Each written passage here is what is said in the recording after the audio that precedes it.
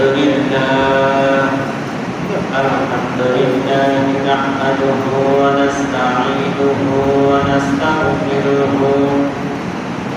ونعوذ بالله من شرور أنفسنا ومن سيئات أعمالنا من يهده الله فلا مضل له ومن يضلله فلا هادي له ونشهد أن لا إله إلا الله وحده لا شريك له ونشهد أن سيدنا وحبيبنا ومولانا محمدا عبده ورسوله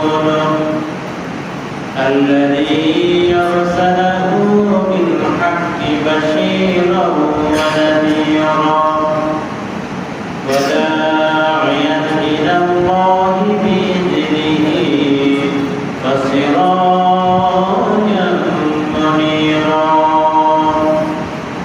أعوذ بالله من الشيطان الرجيم بسم الله الرحمن الرحيم إن الله وملائكته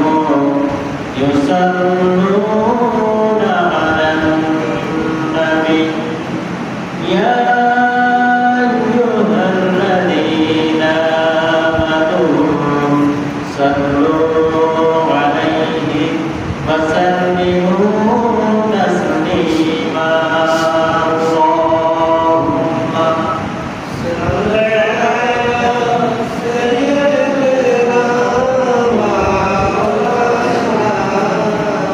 محمد وعلى آل سيدنا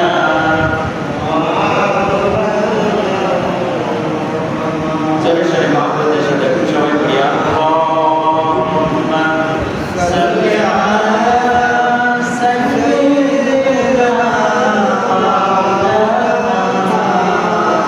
মুহাম্মাদ ওয়া আলা আলি সাইয়্যিদিনা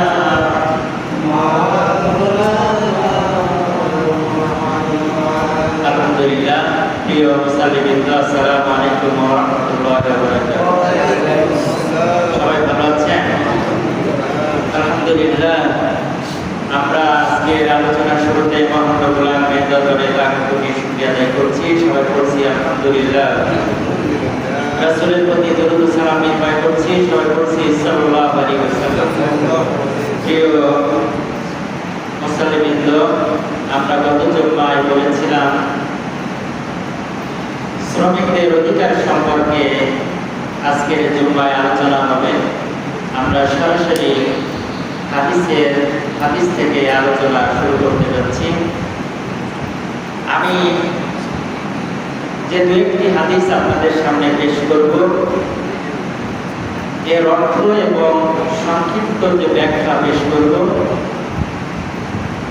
আমাদের বুঝের সাথে আমাদের মনের সাথে হাদিসের সাথে যদি বিশ্লেষণ সঠিক হয় বিবেকের কাছে যদি সঠিক মনে হয় তাহলে সেটি আমাদের উপরে পালন করা দায়িত্ব এবং কর্তব্য হবে এই হাদিসের উপরে আল্লাহ সেই আলোচনা করা তাওফিক দান করুন এবং আমি তাওফিক কামনা করছি যেন সঠিক ব্যাখ্যা এবং বোধ আমাদের অন্তরে আল্লাহ পয়দা করেছেন সবাই বলে আমি সম্মানিত হাজিরিন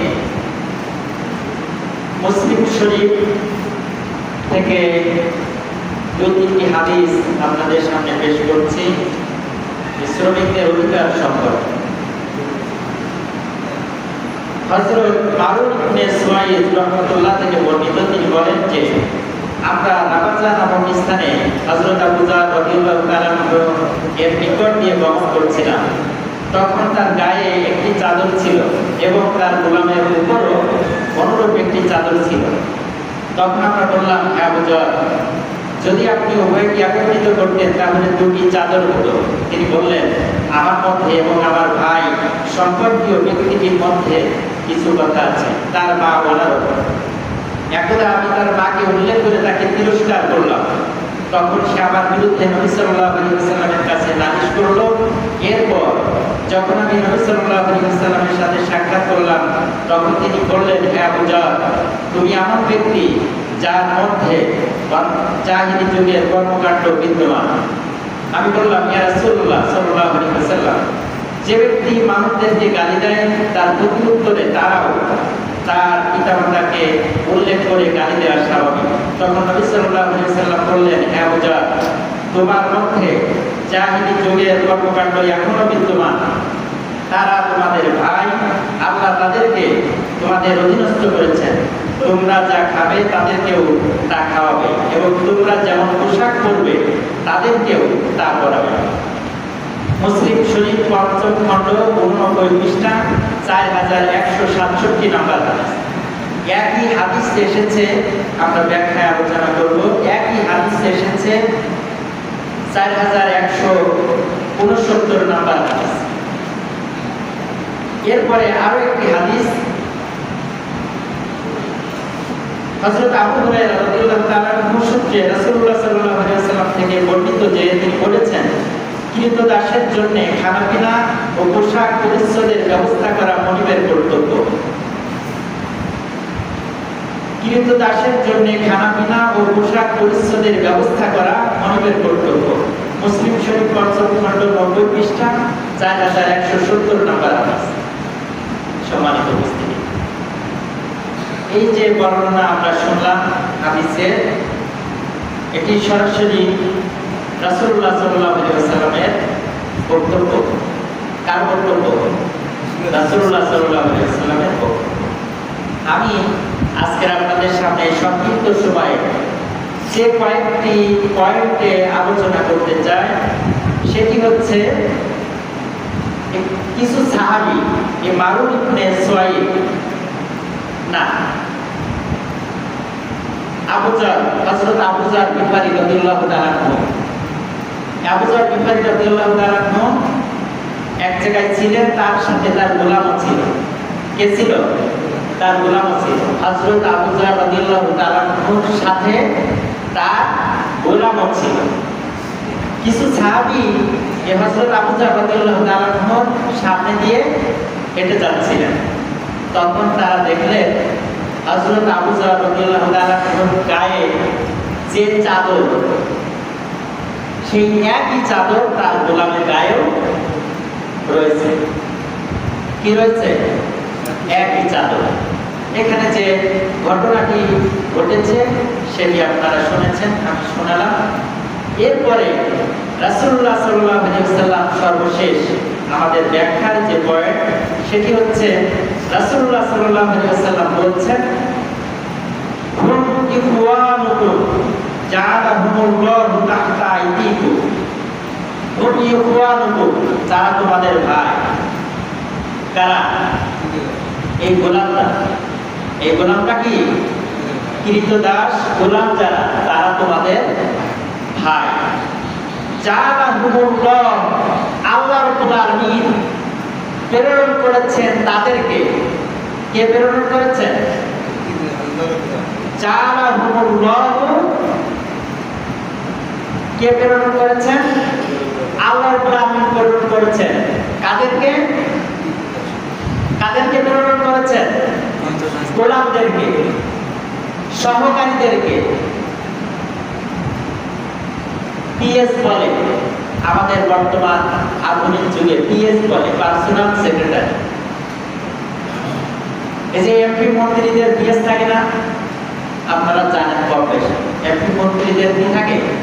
চেয়ারম্যানদের কি থাকে? পিএস থাকে, পার্সোনাল সেক্রেটারি, সহকারী থাকে। কর্মচারী, পিয়ন, এই ধরনের এই যে গোলাম বা কৃতদাস, এই যে শব্দগুলি আছে, বিষয়টা কিন্তু এক। বিষয়টা কি? এক। একজন মানুষের যে সহকারী থাকে বা পিয়ন থাকে বা গোলাম থাকে, এই সবগুলি বিষয়ে যে রাখে সেই কর্মচারী বা সহকারী তার সমস্ত কাজ দেখাশোনা করে দেবে। এই যে সহকারী, পিয়ন, কৃতদাস বা গোলাম, এদের জন্য রাসূলুল্লাহ সাল্লাল্লাহু আলাইহি ওয়াসাল্লাম কি বলছেন? এই গোলামরা, এই মনিবরা, এই সহকারীরা, এই পিয়নরা তোমাদের ভাই। জাআলাহুমুল্লাহ, এই পিয়নদেরকে, এই কর্মচারীদেরকে, এই কৃতদাসদেরকে, এই গোলামদেরকে আল্লাহ রাব্বুল আলামিন প্রেরণ করেছেন তোমাদের কাছে। কাদের কাছে? তোমাদের কাছে প্রেরণ করেছেন। তাহতা আইদিকুম, তোমাদের কর্মচারী হিসাবে, গোলাম হিসাবে। তাহলে আল্লাহ রাব্বুল আলামিন যাকে আপনার সহকারী হিসাবে দিলেন,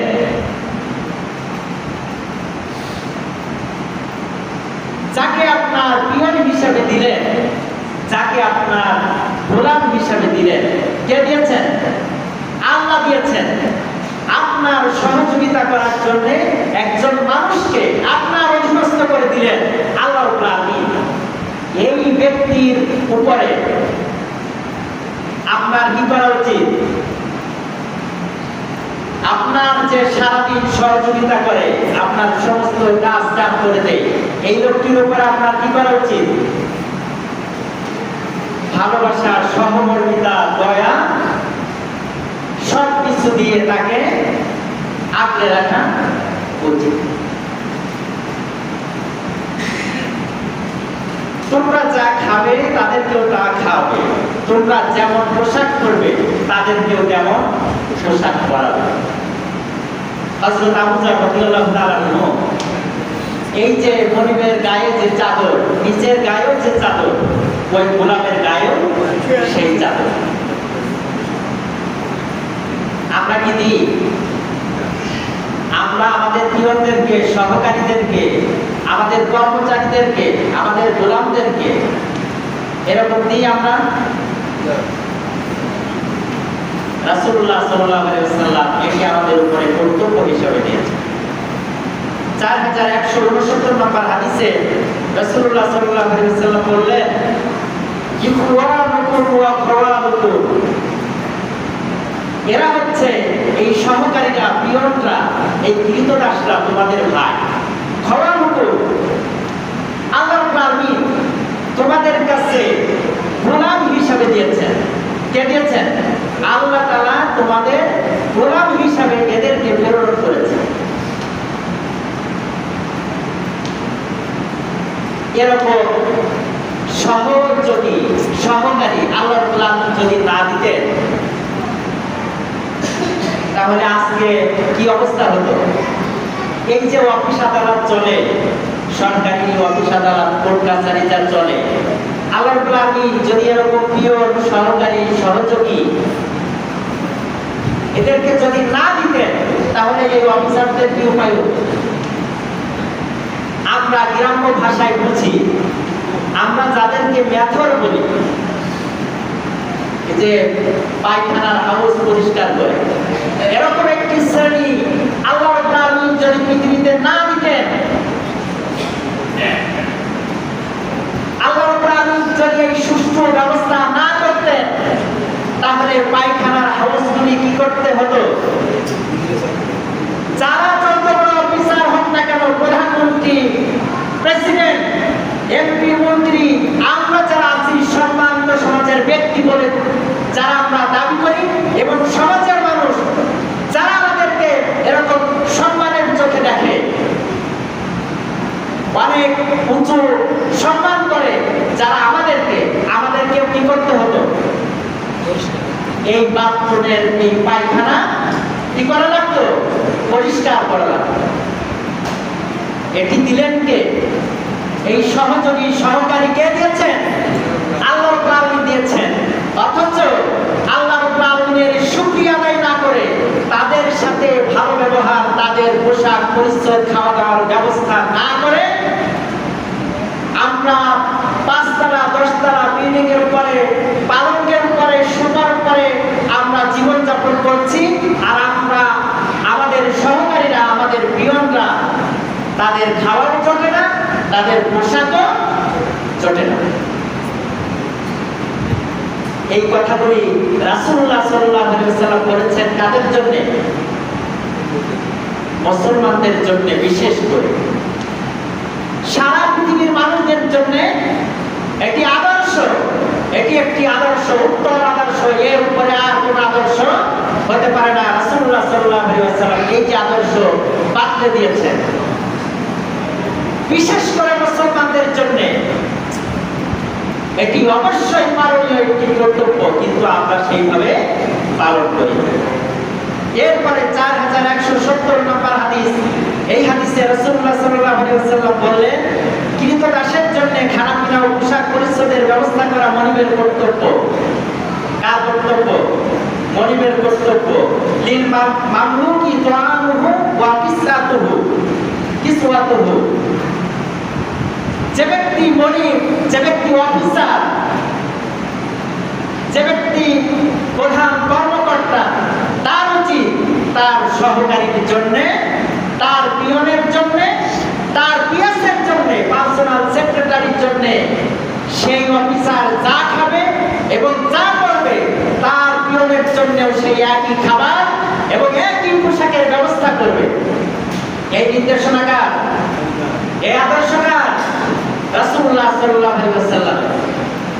সম্মানিত হাজিরিন, যারা অফিসার আছে, এই যে আমাদের গার্মেন্টস, কল কারখানা, অফিস আদালত যা আছে, আমাদের অফিসারদের গায়ে যে পোশাক থাকে, কর্মচারীদের গায়ে সে পোশাক থাকে, অথচ আমরা এই অফিসাররা আল্লাহকে বিশ্বাস করি না, রাসূলকে নবী হিসাবে মানি না, আযান হলে নামাজ পড়ি না, রমজান মাস আসলে রোজা রাখি না। আমি তো দেখছি রাখে, আল্লাহকে বিশ্বাস করে, কালেমা পড়ে, আল্লাহকে বিশ্বাস করে, রাসূলকে বিশ্বাস করে, নবী হিসাবে মানে, আযান হলে নামাজ পড়ে, রমজান মাসে রোজা রাখে। অথচ এই সহকারী বা পিয়নের, এই কর্মচারীদের উপরে রাসূলুল্লাহ সাল্লাল্লাহু আলাইহি ওয়াসাল্লামের এই নির্দেশনা, এই আদর্শ, এই সুন্নাত পরিপালিত হচ্ছে না। আজকের সারা দুনিয়াব্যাপী এই কর্মচারী পিয়নদের উপরে জোর নির্যাতন করা হচ্ছে। সম্মানিত ভাইরা, প্রিয় মুসলিমবৃন্দ, যে ব্যক্তি একজন অফিসার, যার একজন কর্মচারী আছে, একজন পিয়ন আছে, একজন সহকারী আছে, আপনি যদি শুক্রবারে গরুর গোশত দিয়ে ভাত খান, বাসমতি চাউলের ভাত আর গরুর গোশত যদি খান, আপনি কি একবারও ভেবে দেখেছেন এই হাদিসটি কি জীবনের চোখে পড়েছে? এই হাদিসটি কি জীবনে শুনেছেন? একবারও কি কল্পনা করেছেন যে আজকে আমি এই শুক্রবার গরুর গোশত এবং বাসমতি চাউলের রান্না করা ভাত খাচ্ছি আমি, অথচ আমার যে সরকারি আছে, পিয়ন আছে, আমার যে কর্মচারী আছে, সেই লোকটি কি গরুর গোশত আর বাসমতি চাউলের ভাত দিয়ে আজকের দুপুরের খাবার খেয়েছে? যদি আপনি সেই ব্যবস্থা না করে থাকেন, তাহলে আপনি মনে রাখবেন রাসূলুল্লাহ সাল্লাল্লাহু আলাইহি ওয়াসাল্লাম যে কর্তব্য দিয়েছেন, এই কর্তব্য কার পক্ষ থেকে? রাসূলুল্লাহ সাল্লাল্লাহু আলাইহি ওয়াসাল্লাম যে জীবন চরিত্র দিয়েছেন, জীবন আদর্শ দিয়েছেন, এই আদর্শ কার পক্ষ থেকে? আল্লাহর পক্ষ থেকে। মনে রাখতে হবে, এই ব্যাপারেও আমাদেরকে হিসাব দিতে হবে, অবশ্যই হিসাব দিতে হবে। আপনি ঈদের সময় 3000 টাকা, 4000 টাকা, 5000 টাকা দিয়ে পাঞ্জাবি কিনেছেন, আপনার যে পিয়ন আছে, কর্মচারী আছে, সহকারী আছে, সেই লোকটির 5000 টাকা, 4000 টাকা, 3000 টাকার পাঞ্জাবি কিনে দেওয়ার ব্যবস্থা করেছেন। আপনি 2000, 3000, 4000, 5000 টাকার শু পরেন পায়ে, আপনার কর্মচারী, আপনার সহকারী, আপনার পিয়ন কি এই 3-4-5000 টাকার শু পরার ব্যবস্থা কি আপনি করে দিয়েছেন? হযরত আবু যর রাদিয়াল্লাহু তাআলা আনহু রাসূলুল্লাহ সাল্লাল্লাহু আলাইহি ওয়াসাল্লামের নির্দেশনা মেনেছিলেন না? এই হাদিসে কি বলা হচ্ছে যে হযরত হামজা রাদিয়াল্লাহু তাআলা আনহুর গায়ে যে চাদর ছিল সেই একই চাদর ছিল তার গোলামের গায়ে। এটি হচ্ছে রাসূলের আদর্শ, সাহাবীদের আদর্শ। অথচ আমরা যে ইসলাম পালন করছি, আল্লাহ নবীকে মানছি, সাহাবীদেরকে অনুসরণ করছি, অথচ এই ব্যাপারে আমরা মনে করছি যে আমি ৩,০০০, ৪,০০০, ৫,০০০ টাকা দিয়ে পাঞ্জাবি কিনলাম, আমি তো মাসে লক্ষ লক্ষ টাকা ইনকাম করি, আর ও তো এর যোগ্য না। কিসের যোগ্য না? আপনার পিয়ন, আপনার কর্মচারী এর যোগ্য না। আপনার মতে কবরে এবং কিয়ামতের ময়দানে বিচার হবে না। আপনার মতের উপরে ভিত্তি করে কবরে এবং কিয়ামতের ময়দানে বিচার হবে না। আপনি মানুষের হক যদি নষ্ট করেন, এই হক আল্লাহ রাব্বুল আলামিনও ক্ষমা করবেন না। আপনি যা খাচ্ছেন, আপনার কর্মচারী, সহকারী, পিয়নদেরকেও তাই খাওয়ার ব্যবস্থা করবেন। এটি কার সুন্নাত? রাসূলুল্লাহ সাল্লাল্লাহু আলাইহি ওয়াসাল্লামের সুন্নাত। এইখানে হাত দেওয়ার কোনো সুযোগ কোনো মুসলমানের নেই। কেউ হাত দিতে পারবে না এই আদর্শের উপরে, আপনি নিজে না মানতে পারেন, কিন্তু এই হাদিসের উপরে, রাসূলের এই আদর্শের উপরে হাত দেওয়ার ক্ষমতা পৃথিবীর কোনো মানুষের নেই, কখনো থাকবে না। সম্মানিত উপস্থিতি, আমরা প্রতিদিন যা কিছু খাই, আমাদের অফিসারগণ, বড় বড় কর্মকর্তাগণ, অফিসারগণ, তাদের যে সহকারী আছে, পিয়ন আছে, কর্মচারী আছে, তাদের জন্য আমরা কেউ এই ব্যবস্থা করি না। একজন অফিসারের সংসারের খরচ যদি তার পিতামাতা থাকে, তার স্ত্রী থাকে, সন্তান থাকে, তার সংসারের খরচ যদি 50,000 টাকা হয়, তাহলে তার যে পিয়ন আছে, সহকারী আছে, কর্মচারী আছে, তার যদি পিতামাতা থাকে, তার খেদমত করার দায়িত্ব কার? সেই ব্যক্তিটির উপরে না? সেই কর্মচারী, সেই গোলামের উপরে না? আপনার যদি 50,000 টাকা খরচ হয় মাসে খাওয়া দাওয়া এবং পোশাক পরিচ্ছদে, তাহলে আপনার সহকারীরও তো সেই পরিমাণ খরচ হওয়ার কথা। আপনি 1 ডজন কলা কিনলেন 100 টাকা দিয়ে, যেদিন আপনার সহকারী কি 1 ডজন কলা কিনতে পেরেছে? আপনি যে বেতন তাকে দেন মাসে, আপনি যদি 1 কেজি আপেল যেদিন কিনেছেন, আপনার সহকারী কি সেই দিন কি 1 কেজি আপেল কিনতে পেরেছে? আপনি যদি 1 কেজি আঙুর একদিন কিনে থাকেন, সেই দিন আপনার কর্মচারী, আপনার পিয়ন, আপনার সহকারী কি সেই 1 কেজি আঙুর কিনতে পেরেছে?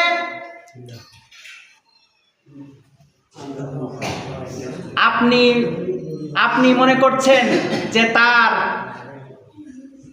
আমার সমানে এই রকম হকদার সেনা, আপনি মনে করছেন, কিন্তু রাসূলুল্লাহ সাল্লাল্লাহু আলাইহি ওয়াসাল্লাম তা বলেননি।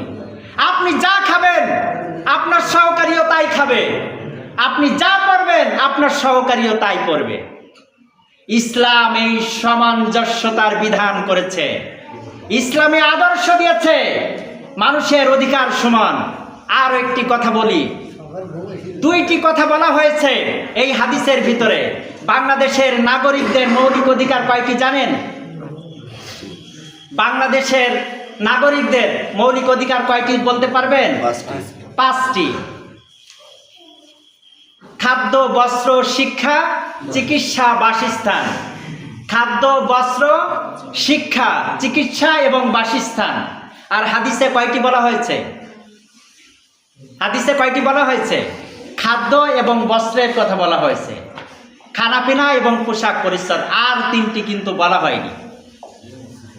ঘর বাড়ি করে দেওয়ার, আপনার সহকারী, আপনার পিয়ন, আপনার সহকারীর ঘর বাড়ি করে দেওয়ার দায়িত্ব রাসূলুল্লাহ সাল্লাল্লাহু আলাইহি ওয়াসাল্লাম আপনাকে দেয়নি। তার চিকিৎসার দায়িত্ব এই হাদিসে দেয়নি। আর শিক্ষা, শিক্ষা দেওয়ার দায়িত্ব আপনার উপরে দেয়নি, আপনার দায়িত্ব দেওয়া হয়েছে দুইটি। আপনি যা খাবেন তাকে তাই খেতে দিবেন, আপনি যা পরবেন যে পোশাক আপনি আপনার সহকারীকে সেই পোশাকের ব্যবস্থা করে দিবেন। আজকের যারা শ্রমিক আছে সারা দুনিয়ায় মুসলমানদের ভিতরে এবং সারা দুনিয়ায় এই যারা শ্রমিক আছে, কর্মচারী আছে, পিয়ন আছে, গোলাম আছে, এদের উপরে এই সামঞ্জস্যতার বিধান পৃথিবীতে নেই। সেই কারণে আজকে চুরি হয়, সেই কারণে আজকে কি হয়? চুরি হয়। মনিবের টাকা চুরি করে কে? মনিবের টাকা কে চুরি করে? আপনি যদি 1 কেজি আপেল কেনার সময় যদি আপনার কর্মচারীর হাতে 1 কেজি আপেল কিনে দিতেন, ওই কর্মচারী আপনার একটি পয়সাও কি কোনোদিন হাত দিত? কি আপনারা কি একমত না দ্বিমত? আপনি একজন অফিসার, আপনার কর্মচারীকে, আপনার সহকারীকে, আপনার পিয়নকে যদি আপনি 2000 টাকার পাঞ্জাবি কিনেছেন ঈদের সময়, আপনার সহকারীকে 2000 টাকার পাঞ্জাবি যদি আপনি কিনে দিতেন, আপনার একটি টাকাও, আমি বিশ্বাস করি একটি টাকাও আপনার কর্মচারী, আপনার সহকারী কোনোদিন হাত দিত না। আজকের 10,000 টাকা বেতন দেওয়া হয় গার্মেন্টসে, বিভিন্ন জায়গায় কলকারখানায় কর্মচারীদেরকে 10,000 টাকায় বেতন দেওয়া হয়। এই 10,000 টাকায় তার খাওয়া দাওয়া হয়, পোশাক পরিচ্ছদ হয়? কখনো হয় না। আজকের সারা দুনিয়ায় এই শ্রমিকদের উপরে জুলুম নির্যাতন করার কারণে মালিকরাও, গরিবরাও, এই অফিসার কর্মকর্তা যারা আছে তাদের উপরেও বিভিন্নভাবে আল্লাহ রাব্বুল আলামিন গজব নাজিল করছেন। গজব নাজিল করছেন না? আপনি খোঁজ নিয়ে দেখেন, আপনার সহকারীকে আপনি 10,000 টাকা মাসে বেতন দেন, সেই লোকটির সন্তানাদি রাস্তাঘাটে পড়ে থাকে ধুলাবালির ভিতরে, তার ঠান্ডাও লাগে না, জ্বরও হয় না, তার হাসপাতালে ভর্তি করা লাগে না অক্সিজেনের জন্যে। আর আপনি আপনার সন্তানকে বাসায় লালন পালন করেন, সুন্দর আদর যত্নে, পোশাক পরিচ্ছদে। এক ঠান্ডা এসি চলে ঘরের ভিতরে, একবার ঠান্ডা লাগলো, অক্সিজেন ফেল, হাসপাতালে ভর্তি করবেন, আপনার 20,000 টাকা শুধু অক্সিজেনের উপরে চলে যাবে। কি বলেন? ওই যে হক আপনি নষ্ট করেছেন, আল্লাহ রাব্বুল আলামিন এই হকের প্রতিশোধ আপনার উপরে নেবেন, বিচার আল্লাহ রাব্বুল আলামিন করবেন। মালিকদের, বড় বড় কর্মকর্তা যারা আছে তাদের সম্পদ নষ্ট হয় না? প্রত্যেকের সম্পদ নষ্ট হয়। আল্লাহ রাব্বুল আলামিন আপনি যে হকটা নষ্ট করেছেন সেই হকটা অন্যভাবে আল্লাহ রাব্বুল আলামিন আপনার কাছ থেকে বের করে নিয়েছেন। কারণ আপনি যেরকম হক মেরেছেন, আপনার ভিতর থেকে আপনার কলিজা ছিঁড়ে আপনার সম্পদ আল্লাহ রাব্বুল আলামিন বের করে দিবেন, বাইরে নষ্ট করে দিবেন। কি দিচ্ছেন না? আল্লাহ রাব্বুল আলামিন দেখছেন না? আপনারা দেখছেন, কিন্তু হয়তো অনুভূতিতে আসে না, ওইভাবে চিন্তা করেন না বলে বুঝতে পারেন না। আমি যে কথাটি বললাম যে আপনি আপনার কর্মচারী, পিয়ন, সহকারীকে যদি আপনার পোশাক এবং আপনার খাদ্যে লালন পালন করতেন, তাহলে এই সহকারী, পিয়ন, কর্মচারী কখনো আপনার কোনো সম্পদে হাত দিত না এবং আপনার কোনো সম্পদ নষ্ট হোক সেটা কখনো সে চাইতো না। সে জীবন পরাণ দিয়ে আপনার সম্পদ রক্ষা করার জন্য চেষ্টা করত। কিন্তু যখন আপনি তার অধিকার, যার হক নষ্ট করছেন, তখন আপনার হক নষ্ট করার জন্য তার মন প্রাণ আপনার পিছনেই উঠে পড়ে লেগে যাচ্ছে। মনের ভিতরে আগুন দাউ দাউ করে জ্বলছে। আজকের সারা দুনিয়ায় এই শ্রমিকদের, এই যে মালিকের কর্তব্য, রাসূলুল্লাহ সাল্লাল্লাহু আলাইহি ওয়াসাল্লাম বললেন মালিকের দায়িত্ব এবং কর্তব্য হচ্ছে ঘর বাড়ি করে দিয়া না, শিক্ষার ব্যবস্থা করে দিয়া না, চিকিৎসার ব্যবস্থা করে দিয়া না, খাদ্য এবং বস্ত্রের ব্যবস্থা করে দিয়া মালিকের কর্তব্য। আজকের শ্রমিকদের উপরে আমরা মুসলমানেরাই জুলুম নির্যাতন করছি, সারা মুসলিম দেশে এবং সারা বিশ্বব্যাপী আজকের এই শ্রমিক কর্মচারীদের উপরে জুলুম নির্যাতন করা হচ্ছে বেতনের মাধ্যমে এবং বিভিন্ন মানসিক নির্যাতনের মাধ্যমে। টাকা পয়সা যদি কম বেতন পায়, সংসার যদি না চলে, তাহলে কয় ধরনের জুলুম হয়? দুই ধরনের জুলুম হয়। একটা হচ্ছে আর্থিক জুলুম, আর একটা হচ্ছে মানসিক জুলুম। সে সব সময় মানসিক যন্ত্রণায় ভুগতে থাকে। এই সুন্নাত, রাসূলের এই সুন্নাত কে পালন করবে? যারা মুসলমান, যারা আল্লাহকে বিশ্বাস করে, নবীকে বিশ্বাস করে, তারা যদি রাসূলের এই সুন্নাতকে না মানে, বিশ্বাস না করে, তাহলে তা আপনার এই নামাজ এবং আপনার এই রোজা, আপনার এই দান খয়রাত আপনার সহকারীকে দেন না, আপনি দান করেন মসজিদে 5,000 টাকা, 10,000 টাকা, আপনার সহকারী আপনার উপরে সন্তুষ্ট না, আপনার কর্মচারী, আপনার পিয়নি আপনার উপরে সন্তুষ্ট না। আপনি মসজিদে বিভিন্ন জায়গায় 10,000 টাকা, 5,000 টাকা দান করছেন, কি হবে? কি হবে? আল্লাহ রাব্বুল আলামিন তার হাবিবের মাধ্যমে আপনার মনিবের উপরে দায়িত্ব কর্তব্য হিসেবে 2টি জিনিস দিলেন, অথচ আপনি পালন করলেন না। আপনি নিজেকে মুসলমান হিসেবে পরিচয় দিচ্ছেন, নবীর উম্মত হিসেবে পরিচয় দিচ্ছেন।